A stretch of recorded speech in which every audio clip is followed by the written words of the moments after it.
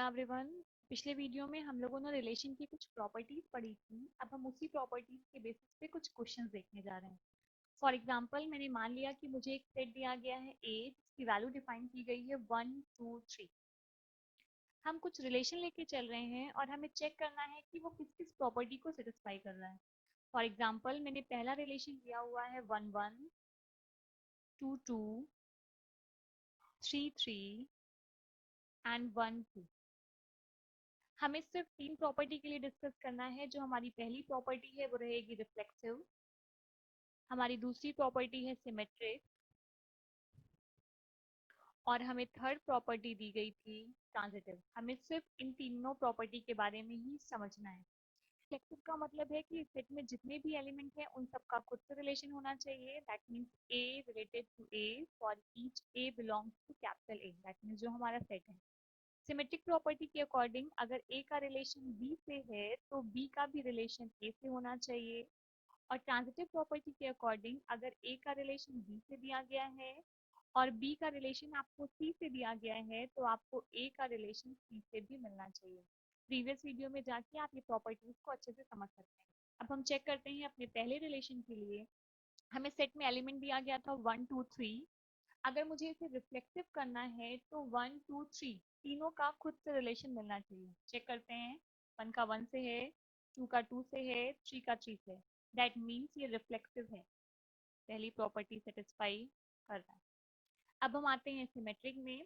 जितने भी एलिमेंट्स हैं ऑर्डर पेयर में उनका अपोजिट भी मिलना चाहिए। दैट मीन्स अगर ए का रिलेशन बी से दिया गया है तो आपको बी का रिलेशन ए से भी मिलना चाहिए। हम चेक करते हैं। 1 1 का अगर हम अपोजिट करेंगे तो 1 1 है, 2 2 अपोजिट 2 2 एंड 3 3 का भी अपोजिट 3 3 होगा। आगे आते हैं नेक्स्ट वाले के लिए। चेक करते हैं 1 2 का अगर हम अपोजिट करेंगे तो हमें 2 1 मिलेगा और 2 1 यहाँ पे नहीं है। दैट मीन्स ये सिमेट्रिक नहीं है। रिफ्लेक्सिव तो था बट ये जो भी आपको रिलेशन प्रोवाइड किया गया है ये रिलेशन सिमेट्रिक नहीं है। अब हम आते हैं ट्रांजिटिव पे। ट्रांजिटिव को चेक करने के लिए मैंने सबसे पहले पहला वाला एलिमेंट लिया, ये था 1 1। ये 1 पे खत्म हो रहा है। इसका लास्ट एलिमेंट क्या है 1। आप चेक करिए क्या कोई और 1 से शुरू हो रहा है। यस, ये 1 से शुरू हो रहा है। तो दोनों के 1 को अगर मैंने हटाया तो मुझे रिलेशन मिलना चाहिए 1 2 का। और हम चेक कर सकते हैं हमें 1 2 का रिलेशन दिया गया।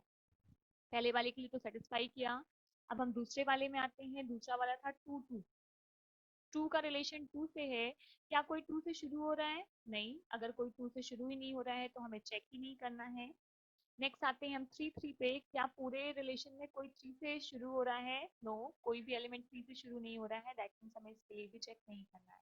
दैट मीन्स जो हमें रिलेशन दिया गया था ये रिलेशन ट्रांजिटिव भी है। तो ये रिफ्लेक्सिव था, ट्रांजिटिव था बट सिमेट्रिक नहीं था। सिमेट्रिक क्यों नहीं था? क्योंकि 2 इज नॉट रिलेटेड टू 1। अब हम आगे बढ़ते हैं, अपना एक दूसरा रिलेशन लेके चेक करते हैं। अब की बार हमें रिलेशन प्रोवाइड किया गया था एस और इसकी वैल्यू दी गई थी 1 1 2 2 3 3। हमसे पूछा गया है क्या ये रिफ्लेक्सिव, सिमेट्रिक और ट्रांजिटिव है। फिर से हम चेक करते हैं।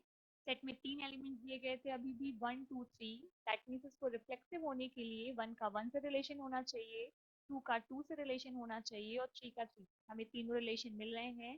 दैट मीन्स ये रिफ्लेक्सिव तो है। आगे बढ़ते हैं, सिमेट्रिक चेक करते हैं। सिमेट्रिक का मतलब अगर ए का बी से है तो बी का भी ए से मिलना चाहिए। 1 1 का अपोजिट 1 1 है, 2 2 का अपोजिट 2 2 है, 3 3 का अपोजिट 3 3 है। दैट मीन्स हमें सबके अपोजिट मिल रहे हैं तो ये सिमेट्रिक भी हो गया। अब हम आते हैं ट्रांजिटिव की तरफ। पहला मैंने एलिमेंट लिया 1 1। ये 1 पे खत्म हो रहा है। क्या कोई 1 से शुरू हो रहा है एलिमेंट? नो, कोई भी ऑर्डर पेयर एलिमेंट 1 से शुरू नहीं हो रहा है तो हमें चेक ही नहीं करना है। नेक्स्ट मैंने 2 के लिए लिया। इसका लास्ट वाला 2 था और कोई भी ऑर्डर पेयर एलिमेंट 2 से शुरू नहीं हो रहा है तो इसके लिए भी हमें चेक नहीं करना है। सबसे लास्ट एलिमेंट हमें दिया गया था 3 3। फिर से ऑर्डर पेयर में कोई भी एलिमेंट 3 से स्टार्ट नहीं हो रहा है। दैट मीन्स हमें इसके लिए भी चेक नहीं करना है।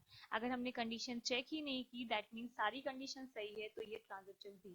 दैट मीन्स जो हमें लास्ट वाला दिया गया है वो रिफ्लेक्सिव, सिमेट्रिक और ट्रांजिटिव तीनों है। बढ़ते हैं अपने नेक्स्ट टॉपिक की तरफ। हमें जो नेक्स्ट टॉपिक दिया गया है that is called equivalence relation. Most important question exam में जो सबसे ज्यादा पूछा जाता है।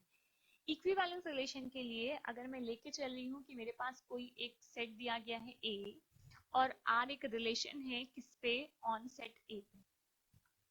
अगर आपको किसी भी रिलेशन को इक्विवेलेंस दिखाना है तो उसके लिए तीन प्रॉपर्टी सेटिस्फाई करनी चाहिए। सबसे पहली प्रॉपर्टी दी गई है कि आपका जो भी रिलेशन है वो रिलेशन रिफ्लेक्सिव होना चाहिए। सेकेंड प्रॉपर्टी के अकॉर्डिंग वो रिलेशन सिमेट्रिक होना चाहिए। एंड थर्ड प्रॉपर्टी के अकॉर्डिंग वो रिलेशन ट्रांजिटिव होना चाहिए। दैट मीन्स अगर कोई भी रिलेशन रिफ्लेक्सिव, सिमेट्रिक और ट्रांजिटिव है तो हम ऐसे रिलेशन को इक्विवेलेंस रिलेशन कहते हैं। हम पढ़ के आए हैं रिफ्लेक्सिव का मतलब है सेट में जितने भी एलिमेंट है उन सबका खुद से रिलेशन होना चाहिए। That means a related to a for each a belongs to the given set. Symmetric के अकॉर्डिंग अगर ए का रिलेशन बी से है तो हमें बी का रिलेशन ए से भी मिलना चाहिए, जहाँ पे ए और बी कहाँ बिलोंग कर रहे हैं, हमारे सेट में बिलोंग कर रहे हैं। और ट्रांजिटिव के अकॉर्डिंग अगर ए का रिलेशन हमें बी से दिया गया है और बी का रिलेशन हमें सी से दिया गया है, ध्यान रखिएगा जहाँ ये खत्म होगा वहीं से नेक्स्ट वाला रिलेशन स्टार्ट होना चाहिए, तो हमें ए का रिलेशन सी से भी वही मिलना चाहिए। साइड में हमने लिख के दिखा दिया that is A B C belongs to A. इन तीनों रिलेशन को प्रूव करने के लिए आप एक बेसिक पॉइंट ध्यान रखिए कि जब भी हमें रिफ्लेक्सिव प्रूफ करना है तो उसके लिए हमें सिर्फ एक एलिमेंट की जरूरत होती है। अगर हमें सिमेट्रिक प्रूफ करना है तो हमें दो एलिमेंट लेके चलना होगा, और जब भी हमें ट्रांजिटिव प्रूफ करना है तो उसके लिए हमें तीन एलिमेंट लेके चलना होगा। और अगर कोई भी रिलेशन ये तीनों कंडीशन को सेटिस्फाई करता है तो ऐसे रिलेशन को इक्विवेलेंस रिलेशन कहा जाता है। अब हम आगे बढ़ते हैं, एक क्वेश्चन सॉल्व करने जा रहे हैं इक्विवेलेंस का। क्वेश्चन हमें कुछ ये दिया गया है, हमारे क्वेश्चन के अकॉर्डिंग हमें एक रिलेशन दिया गया है आर, और ये जो भी रिलेशन है ये नेचुरल नंबर पे डिफाइन है। नेचुरल नंबर को आप कैपिटल एन से डिनोट कर सकते हैं। और कहा गया है कि जो भी इसमें ऑर्डर पेयर एलिमेंट आने वाला है उनका डिफरेंस हमेशा 5 से डिविजिबल होगा। आपके एग्जाम में जो भी क्वेश्चन पूछा जाएगा उसमें 5 की जगह पे 3, 7 कोई भी नंबर हो सकता है, और जो आपको यहाँ पे नेचुरल नंबर का सेट दिया गया है उसकी जगह पे आपको इंटीजर या फिर कोई एक्स कुछ भी दिया जा सकता है। तो अब हम आगे बढ़ते हैं इस क्वेश्चन को सॉल्व करने के लिए। क्वेश्चन को प्रूव करने से पहले मैं आपको कुछ बेसिक पॉइंट समझाना चाहती हूँ। हमें पता है अगर हमें इसे इक्विवेलेंस रिलेशन प्रूव करना है तो उसके लिए हमें तीन प्रॉपर्टी को सेटिस्फाई करना है। पहले हम प्रॉपर्टी को रफ में सेटिस्फाई करेंगे, फिर उसको प्रूफ कैसे करते हैं हम ये लिखेंगे। मैंने मान लिया कि नेचुरल नंबर n की वैल्यू है 1 2 3 4 डॉट डॉट कहाँ तक है हमें ये भी नहीं पता। अगर मुझे इसे रिफ्लेक्सिव प्रूफ करना है दैट मीन्स हर एलिमेंट खुद से रिलेटेड होना चाहिए। दैट मीन्स 1 का 1 से होना चाहिए, 2 का 2 से होना चाहिए, 3 का 3 से होना चाहिए, डॉट डॉट डॉट सब होना चाहिए। अब ये नंबर नेचुरल नंबर कहाँ तक जा रहा है हमें भी नहीं पता है। दैट मीन्स हम सबके लिए तो लिख नहीं सकते कि 1 1 से रिलेटेड है, 2 2 से, बट हम कॉन्सेप्ट जरूर क्लियर कर सकते हैं। मैंने कहा अगर मैं 1 का रिलेशन 1 से बना रही हूँ तो हम चेक करें क्या इनका डिफरेंस 5 से डिविजिबल है। जब मैंने इनका डिफरेंस निकाला तो ये डिफरेंस क्या आया, 0। और हमें पता है 0 किसी भी नंबर से डिविजिबल होता है। आप किसी का भी डिफरेंस निकालिए। फॉर एग्जाम्पल मैंने नेचुरल नंबर 70 लिया था, तो 70 से 70 को माइनस किया तो क्या आ गया, 0। और 0 हर नंबर से डिविजिबल होता है। दैट मीन्स 1 का रिलेशन 1 से, 2 का रिलेशन 2 से, 3 का रिलेशन 3 से मिलेगा हमें। तो ये क्या हो जाएगा, ये रिफ्लेक्सिव हो जाएगा। अब हम आगे बढ़ते हैं, हम बढ़ते हैं सिमेट्रिक की तरफ। सिमेट्रिक को प्रूव करने के लिए मैंने मान लिया कि 6 का रिलेशन 1 से है। ओके, तो हमें निकालना है क्या 1 भी 6 से रिलेटेड है कि नहीं। अगर आप 6 को में से 1 माइनस करेंगे तो आपको मिलेगा 5, और हमें पता है 5 5 से डिविजिबल होता है। अगर मैंने इसका अपोजिट लिखा दैट मीन्स मैंने लिखा 1,6, मैंने इसको माइनस किया तो ये हो गया 1 माइनस 6 दैट इज -5। और हमें पता है अगर +5 डिविजिबल है तो -5 भी तो डिविजिबल होता है। दैट मीन्स आप +5 लिखिए या फिर आप -5 लिखिए, दोनों वैल्यूज आपको हमेशा डिविजिबल मिलेगी। नेक्स्ट अब ट्रांजिटिव की तरफ बढ़ते हैं। ट्रांजिटिव के लिए मैंने ले लिया कि हमें पहला रिलेशन दिया गया था 6,1 that is a is related to b, और मुझे दूसरा रिलेशन दिया गया था 1,11 दैट इज b और c। तो हमें मिलना क्या चाहिए, हमें मिलना चाहिए a का रिलेशन c से, दैट मीन 6 का रिलेशन किससे मिलना चाहिए, 11 से। आप चेक कर सकते हैं अगर मैं 6 - 1 करती हूँ तो वैल्यू क्या आएगी, 5। ये डिविजिबल है। अगर मैं यहाँ पे 1 माइनस 11 करती हूँ तो वैल्यू आएगी -10। हमें पता है -10 5 से डिविजिबल होता है। और अगर आप यहाँ पे चेक करेंगे तो 6 माइनस 11 करने पे भी आया -5, और हमें पता है -5 भी डिविजिबल होता है। दैट मीन्स अगर हम लेके चल रहे थे कि ए का रिलेशन बी से है और बी का रिलेशन सी से है, तो हमें ये भी मिल गया कि ए का रिलेशन किससे दिया गया है, सी से दिया गया है। ये था लॉजिक आपको इसको समझने की कि ये रिफ्लेक्सिव, सिमेट्रिक और ट्रांजिटिव है कि नहीं। बट हम एग्जाम में ऐसे नहीं प्रूव कर सकते हैं क्योंकि यहाँ पे नेचुरल नंबर बहुत सारे हैं। तो हमें कुछ एक ऐसा प्रूफ करना होगा कि वो सारे नेचुरल नंबर के लिए वैलिड हो जाए। तो हम स्टार्ट करते हैं इसकी प्रूविंग, और सबसे पहले हम प्रूव करने जा रहे हैं कि ये रिफ्लेक्सिव है कि नहीं। मैंने अभी अभी आपको कॉन्सेप्ट दिया था कि जब भी आपको रिफ्लेक्सिव प्रूफ करना है तो हम एक एलिमेंट लेके चलते हैं। हमने अपना एलिमेंट क्या मान लिया, एक्स। एक्स की जगह पे आप ए भी मान सकते हैं, आप कोई भी एलिमेंट मान सकते हैं। मैंने कहा एक्स बिलोंग कर रहा है नेचुरल नंबर में, और नेचुरल नंबर को रिप्रेजेंट करने का तरीका क्या होता है, एन। हमें पता है अगर x बिलोंग कर रहा है नेचुरल नंबर में, मैं जब भी x माइनस एक्स करूंगी तो वैल्यू क्या आएगी, हमेशा 0। और हमने लिख दिया इट इज डिविजिबल बाई 5।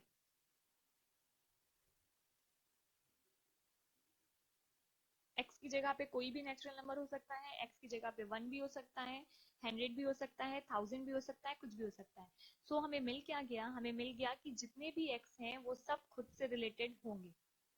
यहाँ पे मैंने दिखा दिया फॉर ईच x कहाँ बिलोंग कर रहा है, n में। दैट मीन्स नेचुरल नंबर में जितने भी एलिमेंट होंगे वो सारे एलिमेंट खुद से रिलेटेड मिलेंगे, और इसीलिए r को मैंने क्या कह दिया, r इज अ रिफ्लेक्सिव। और हमेशा ध्यान रखिएगा रिफ्लेक्सिव प्रूफ करने के लिए आप एक एलिमेंट लेके चलते हैं बस। अब हमें इसकी दूसरी प्रॉपर्टी प्रूफ करनी थी। इसकी दूसरी प्रॉपर्टी थी सिमेट्रिक। सिमेट्रिक को प्रूफ करने के लिए मैं दो एलिमेंट लेके चल रही हूँ। मैंने पहला एलिमेंट लिया x और दूसरा एलिमेंट लिया y। और ये एलिमेंट कहाँ है, ये एलिमेंट आपके नेचुरल नंबर में है। अगेन मैंने मान लिया कि x का रिलेशन y से है, मैं ये लेके चल रही हूँ। ओके और हमें प्रूफ क्या करना है, हमें प्रूफ करना है कि y का भी रिलेशन x से। अगर x का रिलेशन y से है that means x minus y is divisible by 5 होगा। हमें ये दिया गया था रिलेशन ऑलरेडी। अगर ये 5 से डिविजिबल है तो मैं उसको लिख सकती हूँ x minus y is equal to 5n, जहाँ पे n का मतलब है कि वो कितने टाइम डिविजिबल है। तो n is any number.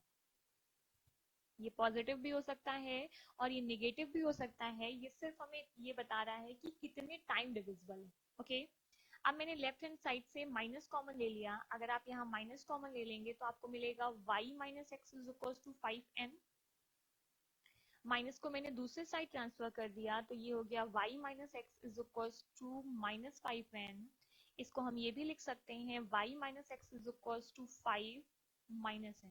That means यहाँ पे जो हम लेके चले थे वो x माइनस वाई जो है वो 5 से डिविजिबल था, और जो भी डिविजिबल था वो n टाइम जा रहा था।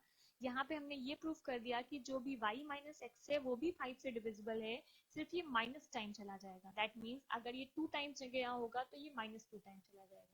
दैट मीन्स हमें मिल क्या गया, हमें मिल गया कि y का रिलेशन किससे है, x से। सो हमने प्रूफ क्या किया, हमने प्रूफ कर दिया कि हम लेके चले थे कि x का रिलेशन y से है, और हमें मिल क्या गया कि y का भी रिलेशन x से। किसके लिए, एक्स वाई जो भी वैल्यू है वो वैल्यू कहाँ बिलोंग कर रही है, ये वैल्यू आपकी नेचुरल नंबर में बिलोंग कर रही है। अब हम अपनी थर्ड प्रॉपर्टी की तरफ बढ़ते हैं। हमारी थर्ड प्रॉपर्टी दी गई थी हमें ट्रांजिटिव। ट्रांजिटिव को प्रूफ करने के लिए हम तीन एलिमेंट लेके चल रहे हैं। हमारे एलिमेंट थे x, y एंड z, और ये कहाँ बिलोंग कर रहे हैं, ये नेचुरल नंबर में बिलोंग कर रहे हैं। हम सबसे पहले लेके चल रहे हैं कि x का रिलेशन y से दिया गया है एंड y का रिलेशन किससे दिया गया है, z से। और हमें प्रूफ क्या करना है, हमें प्रूफ करना है कि x का रिलेशन किससे है, z से। दैट मीन्स जब भी आप x माइनस जेड करेंगे तो ये भी वैल्यू किससे डिविजिबल होगी, 5 से डिविजिबल होगी। तो इसको प्रूफ करने के लिए हमने सबसे पहले पहला वाला रिलेशन लिखा। इसके अकॉर्डिंग क्या हो जाएगा, x minus y is divisible by 5।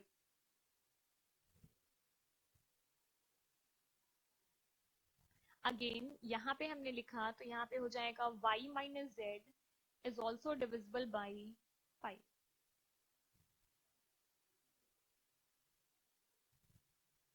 हम इसको लिख सकते हैं x minus y is equal to 5n1। That means हमने एक नंबर मान लिया, वो कितने टाइम्स जा रहा है, n1। आप n1 की जगह पे कोई भी वैल्यू लिख सकते हैं, बट यहाँ पे 5 होना जरूरी है। दैट मीन्स वो 5 से डिविजिबल है।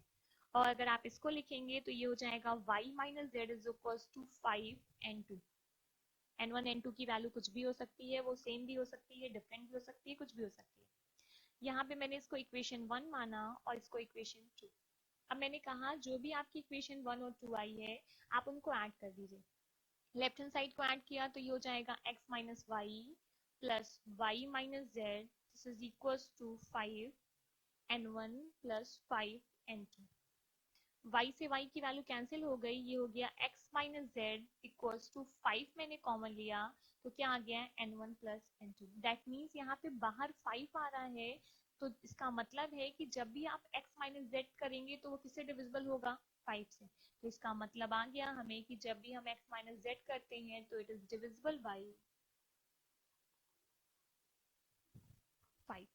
सो हमने प्रूफ क्या कर दिया कि हम लेके चले थे x का रिलेशन y से है और y का रिलेशन z से है, हमें मिल गया कि x का रिलेशन किससे है, z से। तो ये ट्रांजिटिव भी हो गया और हमें पता है कि अगर कोई भी रिलेशन रिफ्लेक्सिव भी है, ट्रांजिटिव भी है और सिमेट्रिक भी है तो R क्या हो जाएगा, R is a equivalence relation. आपके एग्जाम में पूछा जाने वाला सबसे इम्पोर्टेंट क्वेश्चन ही है ये, तो इसको ध्यान से पढ़िएगा और अगर कोई भी दिक्कत हो तो आप कमेंट में मुझसे पूछ सकते हैं। सो आज की वीडियो में हम इतना ही रखते हैं, नेक्स्ट वीडियो में आगे कंटिन्यू करेंगे। Thank you everyone.